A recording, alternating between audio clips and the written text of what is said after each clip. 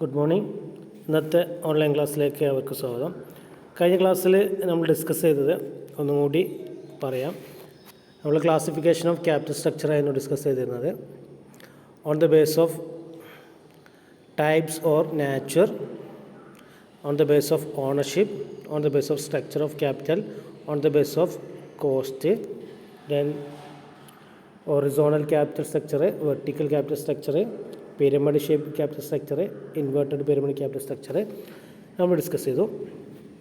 ഇന്നത്തെ ക്ലാസ്സിൽ നമ്മൾ ഡിസ്കസ് ചെയ്യാനുള്ള അതിൻ്റെ ബാക്കിയുള്ള ഭാഗം തന്നെയാണ് ഫിനാൻസ് സ്ട്രക്ചർ എന്താണ്, ക്യാപിറ്റൽ സ്ട്രക്ചറും ഫിനാൻസ് സ്ട്രക്ചറും തമ്മിലുള്ള ഡിഫറൻസ് എന്താണ്, ക്യാപിറ്റലൈസേഷനും ക്യാപിറ്റൽ സ്ട്രക്ചറും തമ്മിലുള്ള ഡിഫറൻസ് എന്താണെന്നാണ് നമ്മൾ ഇന്നത്തെ ക്ലാസ്സിൽ ഡിസ്കസ് ചെയ്യാൻ പോകുന്നത്. അപ്പോൾ ആദ്യം നമുക്ക് ആദ്യം നമുക്ക് ഫിനാൻസ് സ്ട്രക്ചർ എന്താണെന്ന് നോക്കാം. Finance structure refers to the way the companies asset are financed. This represent all the long term source of capital and short term source of capital.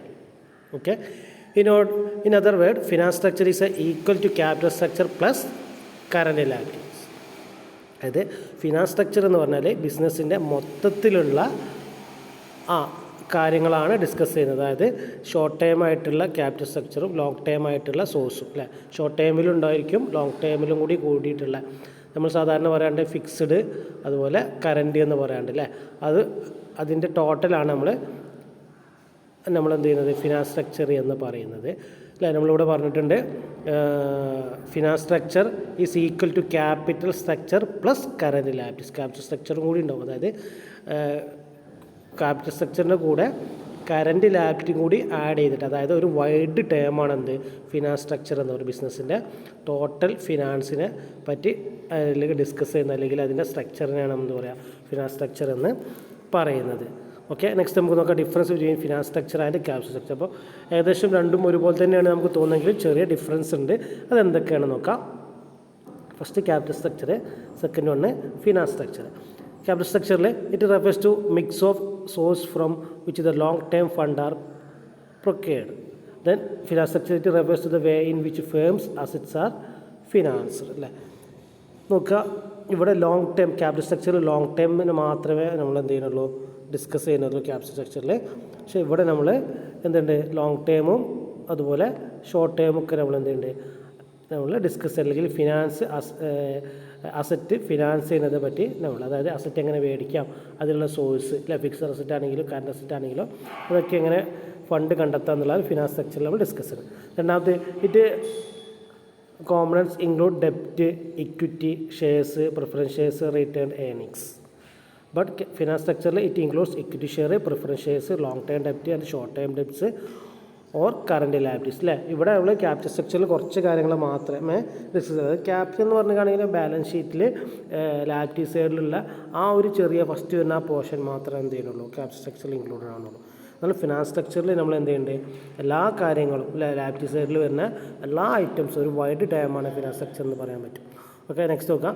It represent types of funding and its proportion. മറ്റൊരു അതായത് finance സ്ട്രക്ചറിൽ it represent financing obligations a company owes to outsiders അല്ലേ. അപ്പോൾ ഇവിടെ capital സ്ട്രക്ചറിൽ പറഞ്ഞത്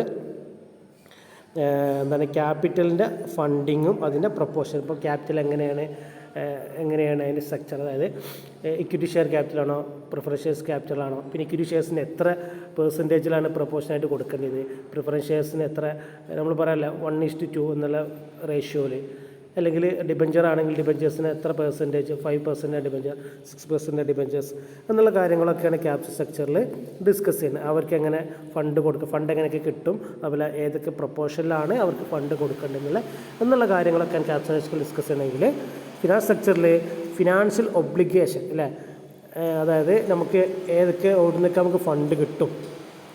obligation എന്ന് പറയുന്നത് എന്താ, നമ്മളത് സാറ്റിസ്ഫൈ ചെയ്യാൻ വേണ്ടിയിട്ട് it is represent financial obligation of a company owes to outsiders അല്ലേ. ഔട്ട്സൈഡേഴ്സിന് ബിസിനസ്സിന് പുറത്തുനിന്നുള്ള ആളുകളെ കയ്യിൽ നിന്ന് ഫണ്ട് എങ്ങനെ കിട്ടും, അല്ലെങ്കിൽ അവർക്ക് എങ്ങനെയൊക്കെ ഫണ്ട് നമുക്ക് റീഫണ്ട് ചെയ്ത് കൊടുക്കാം എന്നുള്ള മൊത്തത്തിലുള്ള കാര്യം ഫിനാൻസ് സ്ട്രക്ചർ എന്ന് പറയുമ്പോൾ നിങ്ങൾ ഉദ്ദേശിച്ചാൽ മതി ബിസിനസ്സിൻ്റെ എൻ്റയർ ആയിട്ടുള്ള കാര്യങ്ങൾ ഡിസ്കസ് ചെയ്യാം.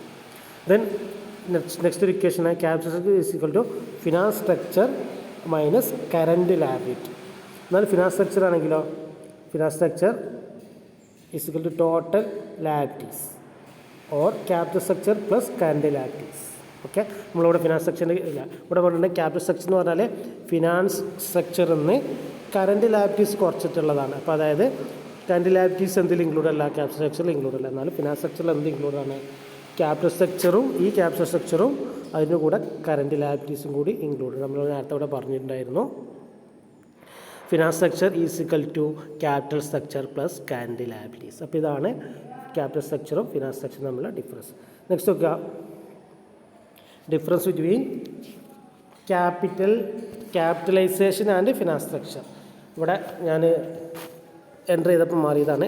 ഡിഫറൻസ് ബിറ്റ്വീൻ ക്യാപിറ്റൽ സ്ട്രക്ചർ എന്നാണ് ഇവിടെ ക്യാപിറ്റലൈസേഷൻ എന്നാക്കട്ടോ. Capitalisation and finance structure. First capitalisation, second finance structure എന്ന് മാറ്റുക. ദെൻ അപ്പോൾ നോക്കുക, ക്യാപിറ്റലൈസേഷൻ നോക്കുക, it is a quantitative concept. Finance സ്ട്രക്ചറിൽ it is A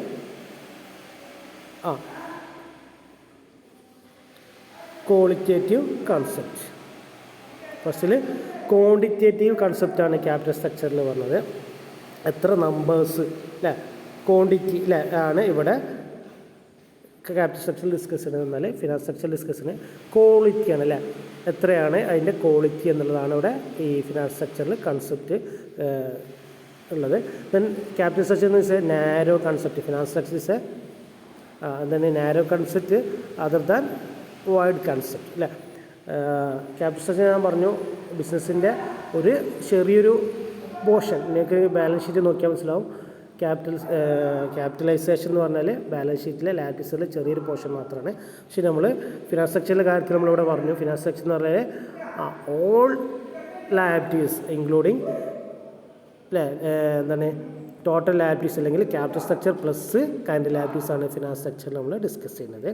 then capital structure നോക്കുക, in a broader sense it refers to the determination of the total needs of a capital, its structure and arrangement of fund. It includes capital structure in itself.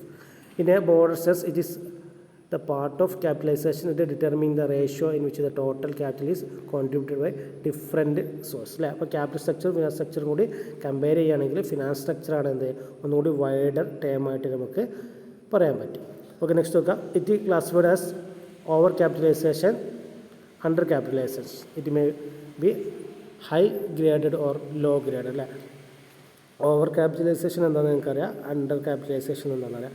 അപ്പോൾ എന്താണ് over capitalisation എന്ന് പറഞ്ഞാൽ അപ്പോൾ ഒരു ബിസിനസ്സിന് നമുക്കൊരു 10 ലക്ഷം രൂപ മതി. നമ്മളെ കയ്യിൽ നമ്മളെ ഫണ്ട് എന്താണ് നമ്മൾ ഫണ്ട് കൂടുതലായിട്ട് 10 ലക്ഷത്തിനെക്കാട്ടി കൂടുതലായിട്ട് നമ്മൾ ഫണ്ട് ക്യാപിറ്റലിന് വേണ്ടി യൂസ് ചെയ്തിട്ടുണ്ടെങ്കിൽ അതിനെന്ത് പറയും, ഓവർ ക്യാപിറ്റലൈസേഷൻ എന്ന് പറയും. നമ്മളെ കയ്യിൽ ഫണ്ട് നമുക്ക് വേണ്ടി 10 ലക്ഷമാണ്, പക്ഷേ നമ്മൾ എന്ത് ചെയ്യുന്നുള്ളൂ ക്യാപിറ്റലൈസേഷന് വേണ്ടിയിട്ട് നമ്മൾ എന്ത് ചെയ്യുന്നുള്ളൂ 10 ലക്ഷത്തിന് പകരം 8 ലക്ഷം രൂപ മാത്രമേ യൂസ് ചെയ്യുന്നുള്ളെങ്കിൽ അതിന് അണ്ടർ ക്യാപിറ്റലൈസേഷൻ എന്ന് പറയും. ഇത് രണ്ടൊന്നാണ് ക്യാപിറ്റൽ സ്ട്രക്ചറിന് ഒരുപോലെ എഫക്റ്റ് ചെയ്യുന്ന കാര്യമാണ്. അപ്പോൾ നമ്മൾ എന്ത് ചെയ്യണം, ഒരു ഐഡിയൽ ആയിട്ടുള്ള ക്യാപിറ്റൽ സ്ട്രക്ചറാണ് നമുക്ക് വേണ്ടിയത്. അപ്പോൾ ഇവിടെ അണ്ടർ ക്യാപിറ്റലൈസേഷനും ഓവർ ക്യാപിറ്റലൈസേഷനും ഉണ്ടാവാൻ ചാൻസ് ഉണ്ട്. പക്ഷെ ഇവിടെ ക്യാപിറ്റലൈസേഷനിൽ എന്താണ് may be higher grade or lower grade. Okay, ഇത് നെക്സ്റ്റ് നോക്കാം. It is mainly influenced by the internal requirement of a company. Similarly, influence external forces such as market conditions, investors, psychology, government policies, etc. Okay, ഇവിടെ പറഞ്ഞത് എന്താണ് internal requirement അല്ലെങ്കിൽ ബിസിനസ്സിൻ്റെ internal റിക്വയർമെൻറ്റിൻ്റെ ആവശ്യങ്ങൾക്ക് വേണ്ടിയിട്ട് മാത്രമാണ് ക്യാപിറ്റലൈസേഷൻ ഉണ്ടാക്കുന്നത്. എന്നാൽ ഇവിടെ എക്സ്റ്റേണൽ റിക്വയർമെൻറ്റ് സാറ്റിസ്ഫൈ ചെയ്യാൻ വേണ്ടിയിട്ടാണ് ഇത് യൂസ് ചെയ്യുന്നത്. ഓക്കെ, അപ്പോൾ ഇമ്പോർട്ടൻ്റ് ആയിട്ട് ഇന്നത്തെ ക്ലാസ് ഡിസ്കസ് ചെയ്തത് finance structure, capital structure, finance structure capital structure difference, ക്യാപിറ്റലൈസേഷനും ഫിനാൻസ് സ്ട്രക്ചറും തമ്മിലുള്ള ഡിഫറൻസ്. ഓക്കെ, തിയറി പോർഷനാണ്. നെക്സ്റ്റ് ക്ലാസ്സിൽ മുതൽ നമുക്ക് എന്ത് ചെയ്യാം, പ്രോബ്ലം റിലേറ്റഡ് ആയിട്ടുള്ള കുറച്ച് കാര്യങ്ങളുണ്ട്, അത് നമുക്ക് ഡിസ്കസ് ചെയ്യാം. ഓക്കെ, അത് ഡൗട്ട്സ് ഉണ്ടെങ്കിൽ ചോദിക്കാം. Okay, thank you.